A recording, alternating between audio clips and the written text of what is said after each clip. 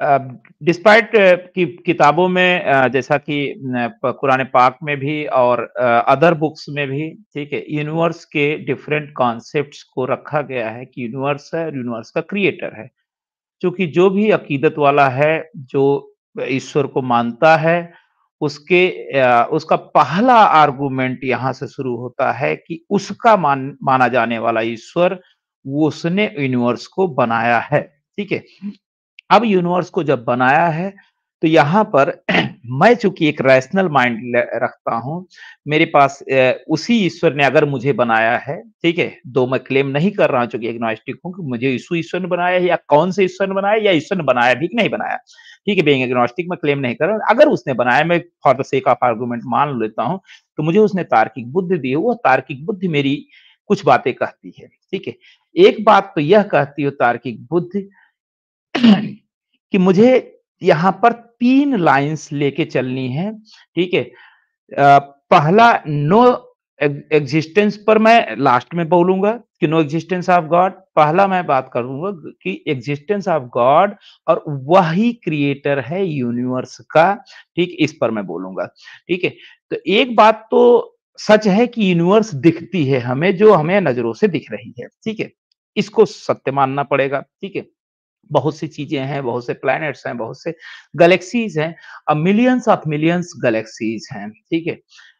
अब उसको बनाने वाला व्यक्ति या बनाने वाला जो भी शक्ति, मैं व्यक्ति बोलूँगा तो बहुत से लोगों को बुरा लग जाएगा, बनाने वाली जो पावर है, जो अथॉरिटी है, ठीक है? दैट अथॉरिटी, ठीक है? वह अथॉरिटी ने उसको बनाया तो कैसे बनाया, ठीक है?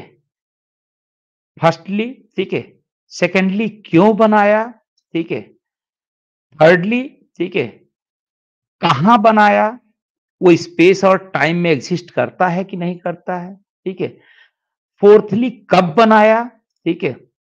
उसका टाइमलाइन क्या है और अगर टाइमलाइन हम बिग बैंग थियरी को उसको पैरेलल लेके चलते हैं, जो उसकी थियरी जो अभी प्रूवन ट्रुथ के रूप में नहीं मानी जाती, ये है कि मेजॉरिटी बिलीव करती है उस थियरी को। तो कब बनाया? क्या 15 अरब साल पहले जैसा कि बिग बैंग का था तभी बनाया या उसके पहले भी कुछ था, ठीक है? हुँ। तो बनाने का पर्पज़, प्लेस, ठीक है? और टाइप या किसी प्रोसेस के थ्रू, ये सब चीज़ें बड़े वेग हैं और अलग-अलग रिलिजन में अलग-अलग दावे किए जाते हैं, ठीक है? एक बात तो ये हो गई कि ये इतनी वेग हैं कि ये लगता है ऐसा कि ये क्लेम्स हैं, ठीक है? फर्स्टली, सेकंडली अगर रैशनल माइंड के हिसाब से मैं सोचूँ, तो वहाँ पर एक चीज़ समझ में आता है कि बनाने वाला या तो ये सडनली हुआ होगा means it's a natural process, ठीक है? Which can happen. चूँकि यहाँ जब तर्क ये दिया जाता है कि इसमें बड़ा सिमिलर एक होमोजेनियसिटी है, यानी एक तारतम्य है, एक क्रम है और एक तरीका है, उस तरीके से चीज़ें चलती हैं। यहाँ मेरे पास सैकड़ों आर्गुमेंट्स हैं कि तरीका नहीं है, बहुत सी चीज़ें, ठीक है, बड़ी बिगड़ी हुई दिखती हैं, ठीक है? तो बनाने वाला जो अकीदा बोलता है कि भई कि नहीं वो इस तरीके से चूँकि सूर्य के चारों तरफ ये चक्कर लगा रहे हैं, सूर्य उसके चक्कर लगा रही है, ऐसे उगता है, वैसे जाता है। ये तरीका ऐसा तरीका तो कोई एक मास्टरमाइंड ही बना सकता है और वो मास्टरमाइंड, ठीक है, उसका खुदा या अल्लाह है, जो अकीदे वाला है, ठीक है? अब मामला ये है कि इसमें बहुत सी इर्रेगुलरिटीज़ भी पाई जाती हैं, उस क्या वो खुदा इर्रेगुलर चीज़ें बनाया है, ठीक है? तो तो अब यहाँ पर एक बात तो ये हो गई कि ये क्यों ना माना जाए कि ये सडनली विदाउट एनी मतलब इट्स ए सडन, ठीक है? ये एक ना माना जाए। दूसरा बनाने वाला एक है कि अनेक है, यहाँ पर एक बहुत बड़ा, ठीक है, डाउट है। अब वो अकेला शख्सियत है कि कई लोगों ने मिल के बनाया, इसका क्या प्रूफ है, ठीक है? ये बड़ा एक डाउटफुल चीज़ है। मैं ऐसा क्यों बोल रहा हूँ, ठीक है, कि मुझे डाउट होता है, ठीक है? हो सकता है कि वो अकेला हो, ठीक है?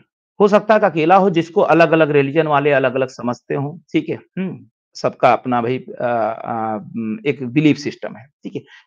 हो सकता है कि वो अकेला ना हो, अकेला ना होने का भी वही रैशनल माइंड इस चीज़ को बोलता है कि बनाने वाले हो सकता है कुछ सेगमेंट्स में बनाया हो या उसको बनाने वाले कई लोग हों, ठीक है? उसके ब और डिफरेंट टाइप की ड्यूटीज दी गई हो, लाइक एक कंपनी में या एक फैक्ट्री में डिफरेंट रोल्स बांट दिए जाते हैं। अकेला मालिक कंपनी का सारा काम नहीं करता, भले ही वो मास्टर हो, ठीक है, लेकिन उसके अंडर में बहुत से लोग वर्कर्स होते हैं, ठीक है। ठीक है। अब कहाँ बना, मटेरियल क्या यूज़ किया उसने? अगर क्लेम ये है कि उसने ज़ीरो से शुरुआत की, या सिंगुलैरिटी, सिंगुलैरिटी को ज़ीरो नहीं माना जाता, बल्कि नियर टू ज़ीरो, ठीक है, ऑलमोस्ट नेग्लिजिबल चीज़ माना जाता है। सिंगुलैरिटी से शुरुआत किया, तो वो सिंगुलैरिटी अब चूँकि बिग बैंग आर्गुमेंट में है इसलिए मैं ले रहा हूँ, अदरवाइज़ बिग बैंग को कुछ लोग इनकार कर सकते हैं, उनकी मर्ज़ी है, ठीक है। उस सिंगुलैरिटी की जब बात करें, तो वो सिंगुलैरिटी में स्पार्क देने वाला जो 10 to the power minus 43 seconds में जो स्पार्क हुआ, स्पार्क होने के बाद, ठीक है, स्पेस, टाइम एंड मैटर्स, ये सब एनर्जी सब बनी और अभी तक फैलती जा रही 70,000 किलोमीटर पर सेकंड की स्पीड से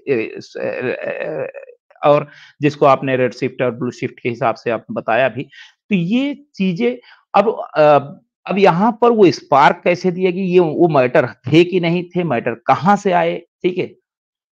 और क्या वो मुकम्मल अभी तक कर नहीं पाया है? अभी तक बढ़ता ही जा रहा है, बढ़ता ही जा रहा है, बनता ही जा रहा है, ठीक है? अभी तक कब मुकम्मल होगी ये? उसकी ये क्रिएशन कब मुकम्मल होगी? दावा तो ये है ज़्यादातर रिलीजियस टेक्स्ट का, जो मैं समझ पाता हूँ, करेक्ट कर दीजिएगा, कि उसने बना दिया है। लेकिन ये तो दिख रहा है कि बनती जा रही, बनती जा रही, कब खत्म करेगा कुछ पता ही नहीं किसी को, ठीक है?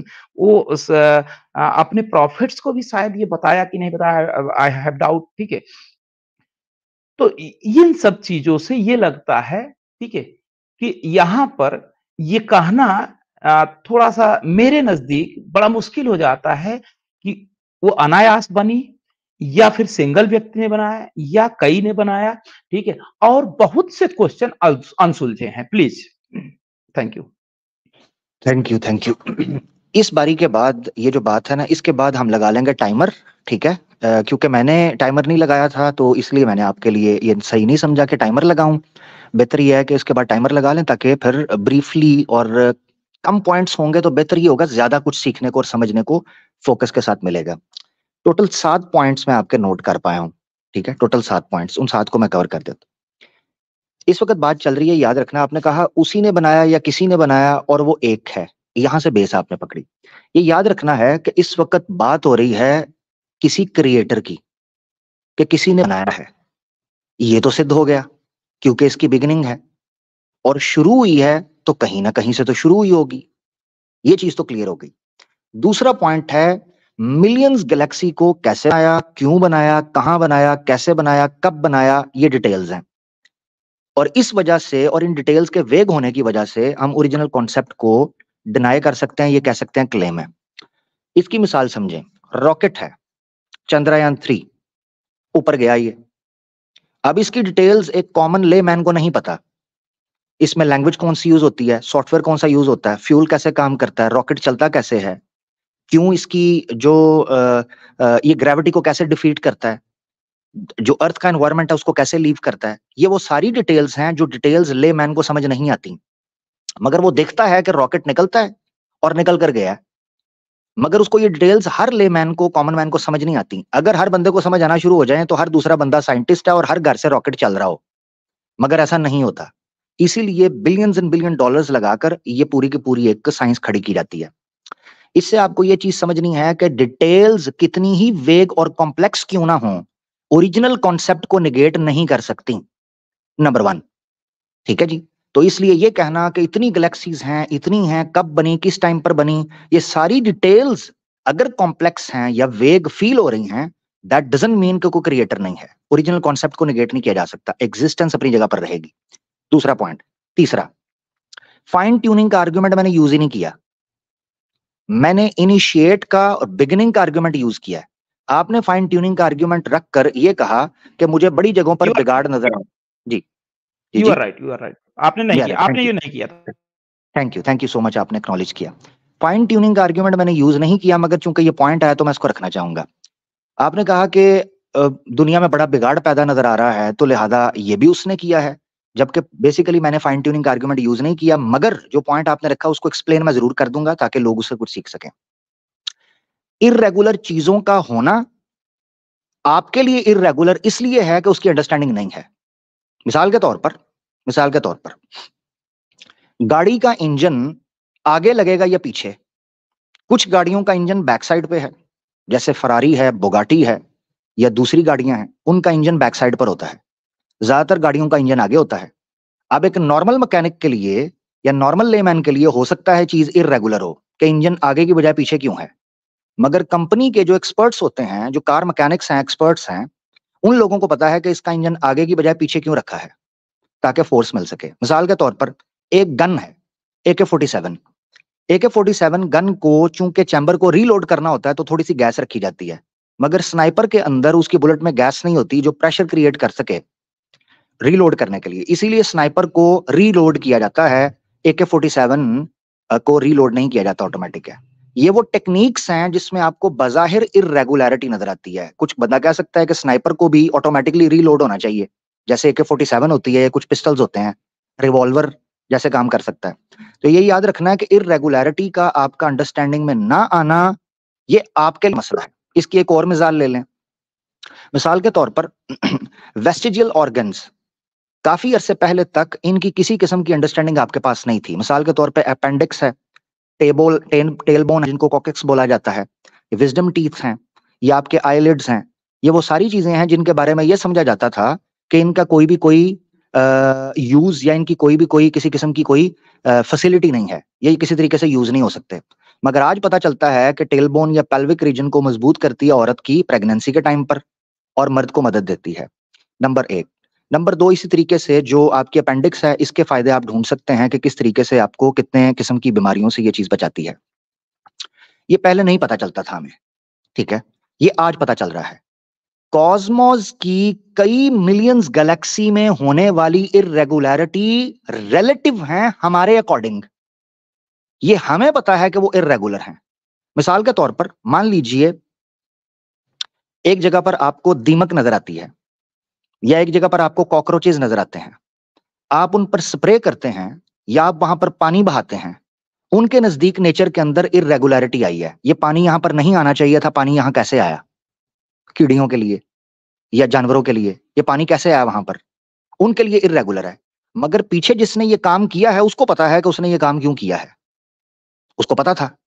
इसी तरीके से जब हम माइनर लेवल पर इन चीजों को समझते हैं, हमें पता चलता है कि कॉस्मोस में होने वाली इर्रेगुलरिटीज हमारे लिए तो इर्रेगुलर हैं, मगर वो बड़े पेज के ऊपर, बड़े कैनवस के ऊपर, बड़े फ्रेम के ऊपर कुछ ना कुछ अंडरस्टैंडिंग रखती होंगी, जिसका आज हमें नहीं पता और हमें आगे पता चलेगा।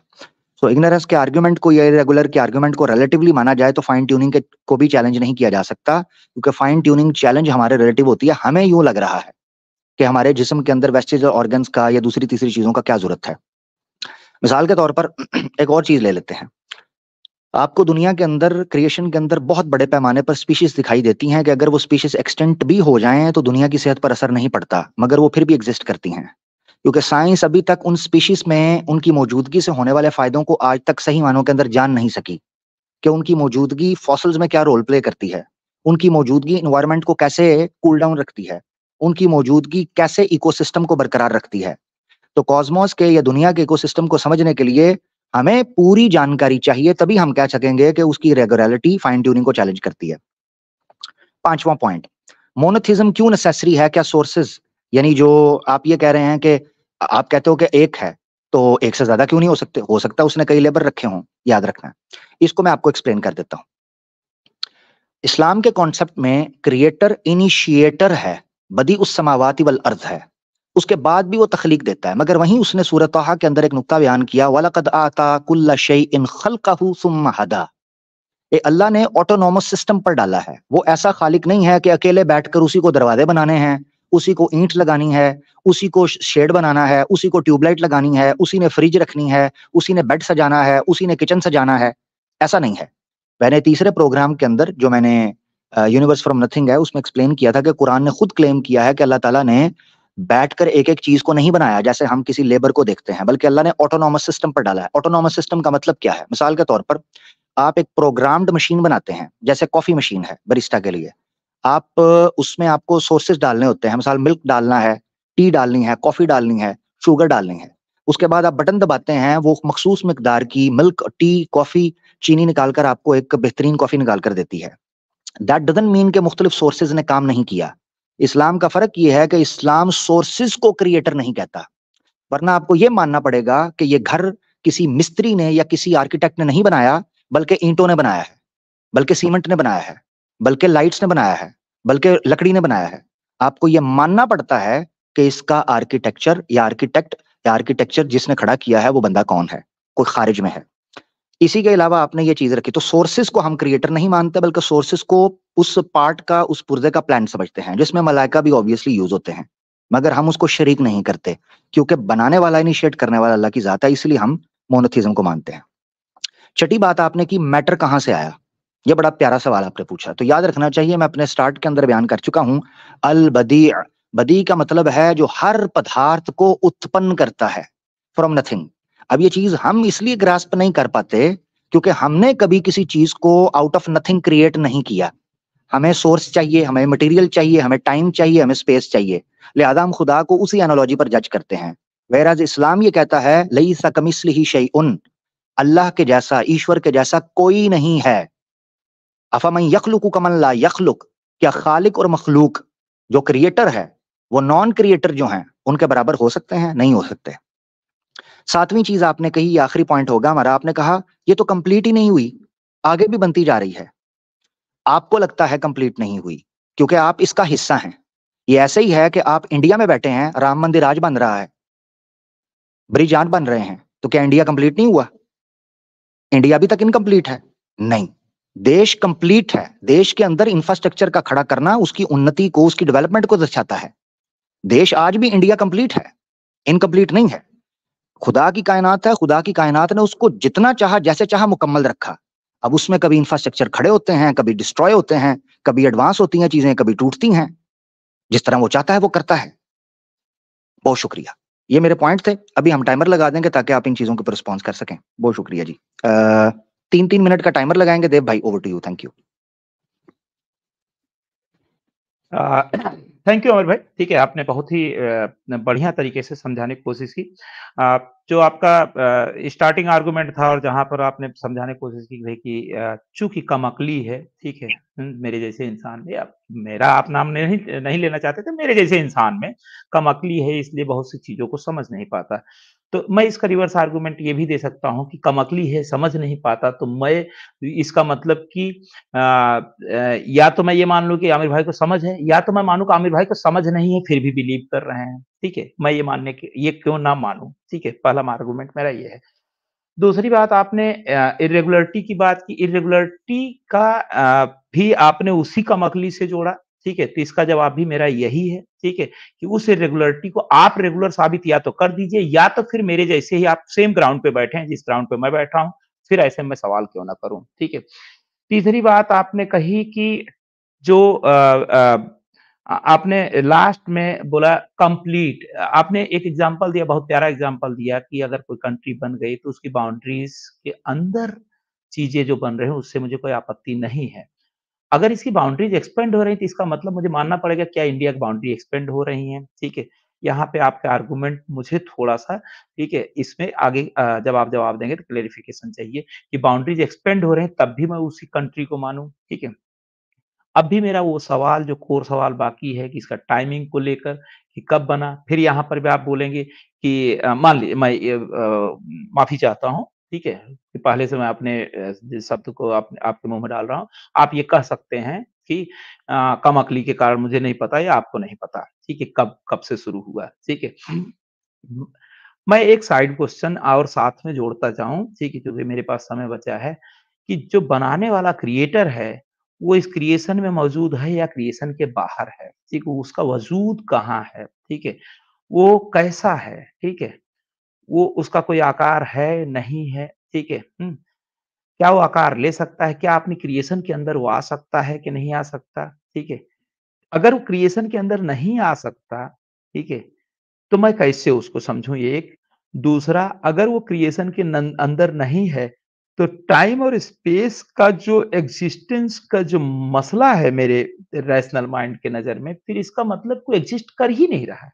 ठीक है? क्योंकि एग्जिस्टेंस के लिए आप मान लीजिए कि ही एक जगह बैठे हैं, उस जगह को हटा दिया जाए। आज 11:24 समय को हटा दिया जाए तो हमारा वजूद गायब हो जाता है, ठीक है। तो ऐसे में अगर टाइम और स्पेस में उसको ना शामिल किया जाए, तो मैं उसके एग्जिस्टेंस को क्यों मान लूँ कि क्योंकि क्यों का कोई कह रहा है और जो कह रहा है वो आलिम है, तो मैं मान लूँगा। बहुत थैंक यू। शुक्रिया। Thank you. सबसे पहले 2 चीज़ों में फ़र्क समझना है, कम इल्मी में और कम अक्ली के अंदर। मैंने कम इल्मी कहा है, कम अक्ली नहीं कहा। कम अक्ली डिपेंडेंट है कम इल्मी के ऊपर। इसकी मिसाल यूँ समझें कि जिसके पास जितना ज्ञान आता जाएगा, वो उतना ज़्यादा इंटेलिजेंट और अक्ल वाला होता जाएगा। जितना कम नॉलेज होगा, उतना कम अक्ल होगा। अक्ल का डायरेक्ट किसी चीज़ से ताल्लुक नहीं है, अक्ल एक टूल है और इल्म एक इन्फॉर्मेशन और डाटा है। जिस टूल के अंदर वो इन्फॉर्मेशन और डाटा डाला जाए तो प्रोसेस होने के बाद इन्फॉर्मेशन उस बंदे को अपग्रेड करती है। तो याद रखना है मैंने कम इल्म बोला है, कम अक्ल नहीं बोला। कम इल्मी का ताल्लुक साइंटिफिक अप्रोच के साथ ही है। मिसाल के तौर पर एक एग्नोस्टिक अपनी कम इल्मी करता है। चूंकि आपने स्टार्ट के अंदर क्लेम किया आप एग्नोस्टिक हैं, तो आप यही मान रहे हैं कि आप कम इल्म हैं। एग्नोस्टिसिज्म है ही लैक ऑफ सफिशिएंट एविडेंस है, जिस बुनियाद पर वो चीजों को या थ्योरीज को आइडियोलॉजीज को चैलेंज कर रहा होता है। सो कम इल्मी से मुझे लगता है आपको कोई दिक्कत नहीं होनी चाहिए। अब ये बात रही कि क्या कम इल्मी किसी कॉन्सेप्ट को समझाने में दिक्कत या कठिनाई पैदा कर सकती है? अवश्य कर सकती है, अवश्य कर सकती है। मिसाल के तौर पर मेरे पास नॉलेज नहीं है कि मैं किसी मशीन को कैसे चलाऊंगा, ऑब्वियसली मेरे लिए कठिन होगी। मुझे पता ही नहीं है कि वो कैसे, उसका मैकेनिज्म क्या है, ऑब्वियसली वो कठिनाई होगी। नंबर 1। नंबर 2, इस बार चूंकि मैंने वो पॉइंट्स इतना ज्यादा गौर नहीं किया, मगर ये मैं कोशिश करूंगा लूं। हाँ, एक पॉइंट आपने रखा, वो आपने ये रखा कि ईश्वर जो है वो या जो क्रिएटर है, क्या वो इसके अंदर आ सकता है या इसके बाहर रह सकता है? अगर अंदर नहीं आ सकता तो हम उसको समझेंगे कैसे? अगर बाहर रहेगा टाइम और स्पेस से तो वो एग्जिस्ट नहीं कर सकता। इसी चीज को दर्शाने के लिए मैंने कुरान के कॉन्सेप्ट को सामने रखते हुए एक आयत रखी थी। वो ये थी, लईसा कमिस्लिही शैउन, उसके जैसा कोई नहीं है। अगर ईश्वर को इस टाइम और स्पेस के अंदर लेकर आएंगे तो वो हमारे जैसा हो जाएगा। जैसे ही वो हमारे जैसा होगा वो ईश्वर नहीं रहेगा। ईश्वर के कॉन्सेप्ट के अंदर ये चीज बैठती है कि वो इसका खालिक है और खालिक को अपने वजूद को बरकरार रखने के लिए इसके अंदर आने की जरूरत नहीं। जिस क्षण मैंने ये कहा कि ईश्वर समय का भी उत्पन्न करने वाला है, ईश्वर तमाम पदार्थों का और तमाम शक्तियों का उत्पन्न करने वाला है, तो आपको यह मानना पड़ेगा कि जैसे ईश्वर काल के आरंभ से पहले अस्तित्व रखता था, उसी प्रकार वो काल के होते हुए भी अपना अस्तित्व बाहर रहकर रखने का अवश्य उसके पास ये शक्ति मौजूद है। यानी जब आप ये मान लेते हैं कि टाइम से पहले ईश्वर मौजूद था, तो ऑब्वियसली टाइम हो या ना रहे, वो तो फिर भी रहेगा। तो ये सवाल साइड पर चला जाता है। तीसरी चीज आ जाती है एक्सपेंशन के हवाले से। बिल्कुल आपने ठीक कहा, अगर इंडिया के बॉर्डर्स एक्सपैंड होते जाएंगे, उसका नया नाम भारत ही होता जाएगा, इंडिया ही होता जाएगा। इसी तरीके से ये यूनिवर्स एक्सपैंड होती है, जिसका जिक्र कुरान में भी किया है, इन्ना लमूसिऊन, हम इसको एक्सपैंड करते हैं। और ये साइंटिफिक फैक्ट है कि ये जो यूनिवर्स है वो एक्सपैंड हो रही है। तो जब ये एक्सपैंड हो रही है तो ये यूनिवर्स उसी तरह ही चल रही है। अब कितनी एक्सपैंड होगी, कितनी जाएगी, जितना इसके खालिक ने लिखा है वो उस तरीके पर रखा है। ठीक हो गया। अब मेरे ख्याल से काफी है, अगर मैं कोई पॉइंट मिस कर गया हूं तो अगली बारी रखता हूँ। जी, आपका समय शुरू होता है। Thank you. कम इल्मी और कम अक्ली में मैंने हो सकता है गलती कर दी हो, ठीक है, मैं क्षमा चाहता हूँ, ठीक है। मेरा भी मुराद कम इल्मी ही था, कम अक्ली नहीं था। रही बात, मैंने ये कहा कि मैं कम इल्म हूँ, तो मुझे आलिम का ये ज़िम्मेदारी बनती है, जो दावा कर रहा है उसको मैं आलिम मानता हूँ। मैं अपने आप को कम इल्म मानता हूँ, जो दावा कर रहा है बिलीवर को मैं आलिम मानता हूँ। बिलीवर की ज़िम्मेदारी हो जाती है कि फिर मुझे प्रूफ दे। बिलीवर भी अगर इसी टाइप की बातें करेगा कि कम इल्म हो इसलिए तुम्हें नहीं पता, ठीक है? तो फिर मेरे लिए फिर असमंजस बढ़ता ही जाएगा, भाई ठीक है मैं कम इल्म हूँ, मेरे इल्म में इज़ाफ़ा कर दो, ठीक है, मुझे प्रूफ दे दो। यहाँ बिलीवर अगर दे पाएगा तो मैं उसको खुशी-खुशी मानूँगा, पहली बात। एक्सपेंशन की बात फिर वही बात है कि फिर मेरी बात यहाँ पर मुझे सही ज़्यादा लगेगी कि अगर एक्सपैंड हो रहा है तो इसका मतलब क्रिएशन पूरा नहीं हुआ है। मैंने यही कहा था कि क्या क्रिएशन चल ही रहा है अभी तक, ठीक है? आपने बोला कि नहीं क्रिएशन के अंदर कुछ चीज़ें चल रही हैं। मैं बोल रहा हूँ कि एक्सपेंशन को क्रिएशन माना जाए, ठीक है? ये रही बात, ठीक है? अभी मेरे उस पॉइंट का आपने जवाब दिया स्पेस और टाइम का, आपने बोला कि वो स्पेस और टाइम का उसको मोहताज नहीं है, ठीक है? वो स्पेस और टाइम के बाहर की चीज़ है। मैं फिर से यही क्वेश्चन करना चाहता हूँ, मेरी कम इल्मी में थोड़ा मेरी इल्म में इज़ाफ़ा कर दीजिए कि स्पेस और टाइम के बिना वो कहाँ मौजूद है? अगर स्पेस नहीं है तो कहाँ मौजूद है? और टाइम नहीं है तो उस टाइम के पहले कौन-सा टाइम था जिसमें वो मौजूद है? या टाइम था ही नहीं वो? तो अगर ये टाइम नहीं था या टाइम नहीं है उसके लिए वो मोहताज, तो वो एग्ज़िस्ट कैसे कर रहा है? ठीक है, मेरी कम इल्मी में इज़ाफ़ा कर दीजिए, नहीं तो मैं इसको अकीदत ही मानूँगा कि अकीदा है, ठीक है? मेरी एक समस्या है, ठीक है? कि मैं आलिम मान के चलता हूँ अकीदे वाले को, ये मैं अपने आप को कम इल्म मान के चलता हूँ, ठीक है? अब इसी के साथ ठीक है, चूँकि मेरे पास समय बचा है, ठीक है, तो मैं एक और छोटा-सा क्वेश्चन रखना चाहता हूँ, ठीक है? कि उस क्रिएटर ने अगर क्रिएट किया तो इतना बड़ा क्रिएशन, इतना वास्ट क्रिएशन, ठीक है? और इस क्रिएशन में अभी तक यह भी नहीं पता चल पाया है कि हमारे जैसे हो सकता है और भी प्लैनेट्स पे कोई वजूद हो किसी खल्कियत का या किसी जो है इंसानी खल्कियत का वजूद हो, ठीक है? वो एक-एक बंदे पर नज़र रख रहा है और एक-एक से कलाम कर रहा है या एक-एक के लिए हिदायतें दे रहा है, वो घर में वो हर किसी के पर्सनल लाइफ़ में भी इंटरवेन कर रहा है, ठीक है?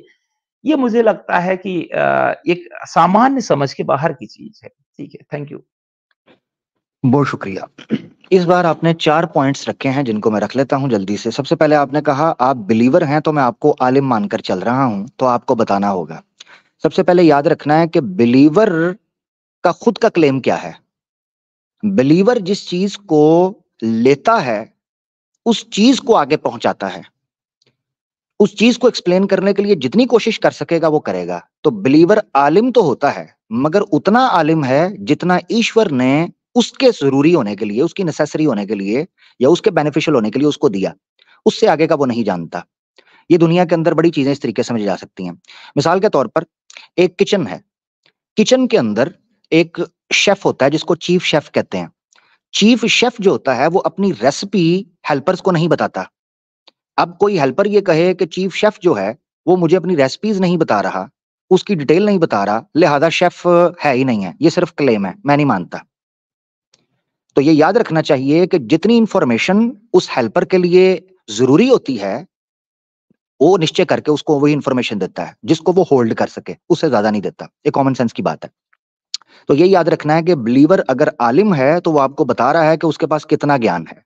बिलीवर ने कभी ये क्लेम नहीं किया कि वो सब जानकारी रखता है और उसको हर चीज जाननी है और हर चीज आप तक पहुंचानी है। नंबर 1। नंबर 2, आपने कहा क्रिएशन पूरा नहीं हुआ, तो इसका मतलब है अभी तक वो क्रिएट कर रहा है। मैंने आपको स्टार्ट में बताया ऑटोनोमस सिस्टम। मैं चाहूंगा कि जो सवालात पहले हल हो चुके हुए हैं उससे आगे बढ़कर सवालों को रखा जाए तो मजा आएगा गुफ्तगू का और चलेगी। ऑटोनोमस सिस्टम का मतलब ही ये है कि हमें नहीं पता ये चीज कब जाकर खत्म होगी। हमें नहीं पता। एक आदमी को ये लगता है कि अगर उसको उसका खाना मिल गया है, तो पीछे किचन बंद हो गया है, मगर ऐसी चीज़ नहीं होती। ये उस कंपनी के ऊपर है कि उसने किस प्रकार इस किचन को लेकर चलना है। तो ये मिसाल मैं इसलिए दे रहा हूँ ताकि आप या आप जैसे कई हमारे दोस्त हैं, वो समझ सकें जो सीखना चाहते हैं, जो सत्य की खोज के अंदर हैं। तो जब मैंने ये कह दिया ऑटोनॉमस सिस्टम के ऊपर है, तो ऑटोनॉमस सिस्टम अपने तौर पर चलता है। इसमें आप इस तरह समझ रहे हैं कि जैसे वो थक जाता है या वो उसको सांस लेना पड़ता है या मटेरियल खत्म हो जाता है या फाइनेंस करना पड़ता है कि इसमें इन्वेस्टमेंट कहाँ से आएगी। वो खालिक है। हम खालिक को डिस्कस कर रहे हैं, किसी इंसान को नहीं। नंबर 3, आपने कहा स्पेस और टाइम से परे वो कैसे मौजूद है? जैसे पहले मौजूद था। जिस क्रिएटर को इस ब्रह्मांड की उत्पत्ति से पहले हम सिद्ध कर चुके हैं कि इसका कोई करने वाला है, वो इससे पहले जैसे मौजूद था वैसे ही अब मौजूद है। और स्पेस और टाइम का आरंभ तो साइंस भी मानती है। स्टीफन हॉकिंग जो कि माना हुआ एथियस्ट है, ये डॉकिंस या लॉरेंस क्राउस, वो मानते हैं कि 15 अरब साल पहले कम से कम इस यूनिवर्स का टाइम और स्पेस की बिगिनिंग हुई थी। इससे पहले ना टाइम था, ना मैटर था, ना स्पेस था। उससे पहले जो उनको इनिशिएट कर सकता है वो अब भी एग्जिस्ट कर सकता है इन चीजों के बगैर। चौथा, आपने कहा वो नजर क्यों रखता है? आप अपने घर में नजर क्यों रखते हैं? आप मालिक हैं, वो मालिक है। जब आप अपने घर के अंदर नजर रखते हैं, वो अपनी दुनिया और अपनी मखलूक के ऊपर नजर रखता है। वो खालिक है, वो हर जगह नजर रख सकता है। बहुत शुक्रिया। अच्छा, ये लास्ट राउंड होगा हमारा, ताकि मैं दूसरे लोगों को भी मौका दे सकूं, वरना तो बात ये चलती जाएगी, फिर नेक्स्ट पे भी कर लेंगे। जी, आपका टाइम शुरू होता है। चलिए थैंक यू आपने चूँकि बहुत सी चीज़ें समझाई मुझे ऐसा मैं ये नहीं कहूँगा मैं कि देखिए मैं किसी चीज़ का अगर आमिर भाई मैं इनकार करूँ ना, तो भी मैं ज़िद्दी हूँ। मैं इनकार नहीं कर रहा हूँ आपकी बात का, ठीक है। आपने अपने इल्म के हिसाब से, अपने अकीदत के हिसाब से जो भी बताया